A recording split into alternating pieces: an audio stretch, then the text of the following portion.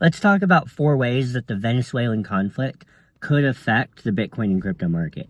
Welcome back to the Blockchain Brew. I'm your host, Trent. Let's get into it.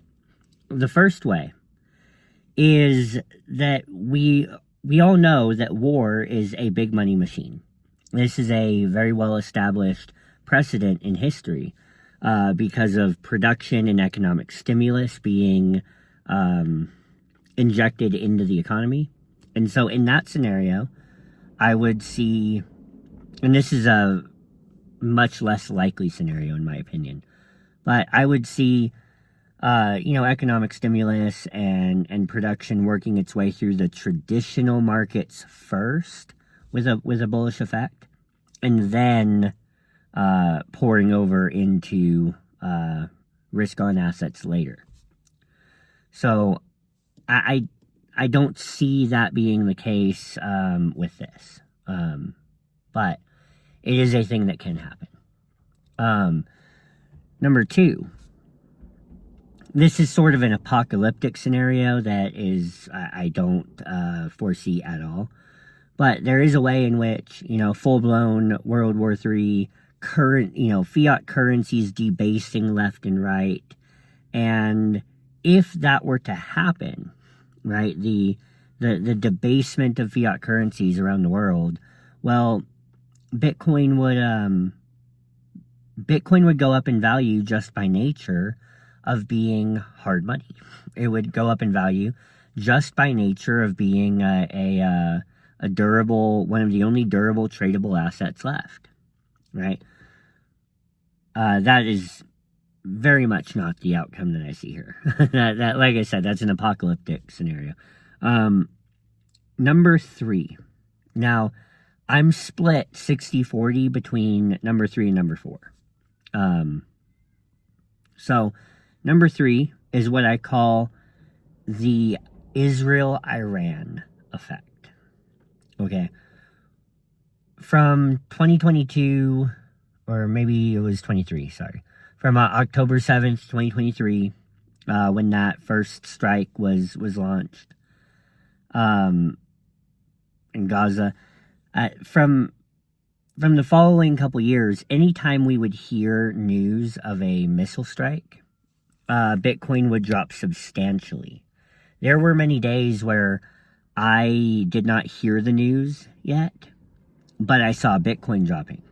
And I saw it dropping so violently that I opened up X or some news source and then or got a text from somebody and saw, oh, there's missile strikes again. Okay. That could be a potential here, and I'm actually leaning maybe 60% toward that scenario. Here's the reason why. Markets love certainty. So this is why over the last several days, Bitcoin experienced a run toward $95,000 in spite of the situation in Venezuela. It did not dampen Bitcoin's bullishness over these last several days. And the reason for that, I believe, the reason it did not stand in the way of Bitcoin pumping was that everything was approached with relative certainty. It's not like the U.S. launched a strike or announced we're going to war with Venezuela or some kind of long drawn out thing.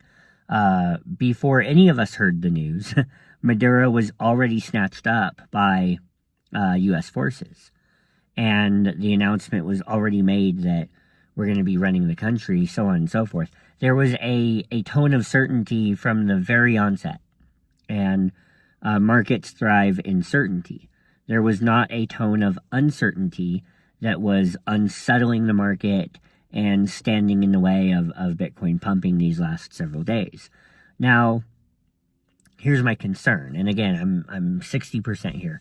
My concern is that a tone of uncertainty can be injected back into the situation through Venezuelan allies, through Putin coming out and saying things, and China coming out and saying things, the Chinese Communist Party, so on and so forth. I don't think at this moment in time that they would attempt to actually attack the U.S., but they can give threats, they can give ultimatums.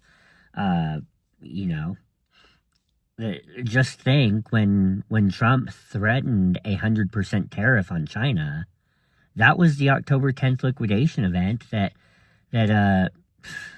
crashed the market. So those sorts of things can have a bearish effect, and the more they happen, the less potent the effect becomes, right? So over time, that would diminish. The market would still recover. Bitcoin would still go on to make new all-time highs, even if this sort of thing hung over the market for the next year or two or whatever. It would just be the sort of thing that whenever you had a major uncertain announcement, you would see a pullback. And I'm 60% leaning in that direction. Look, the thing is, you know, the United States already had a lot of oil in the first place, thanks to Alaska. But now we have direct access and possession of the largest stockpile of oil in the world. And we know that Venezuelan oil has its challenges, right? It's not easy to refine, so on and so forth. But still, the enemies of the United States do not love the idea of the United States having access to so much more oil reserve. So it can be a turbulent time ahead of us. It really can be. Despite the present tone of certainty coming from the White House. And then, lastly, number 4, and again, I'm leaning 40% this direction, is that nothing happens. It has no effect. China and Russia do not want to pick a battle with this. And things go very smoothly.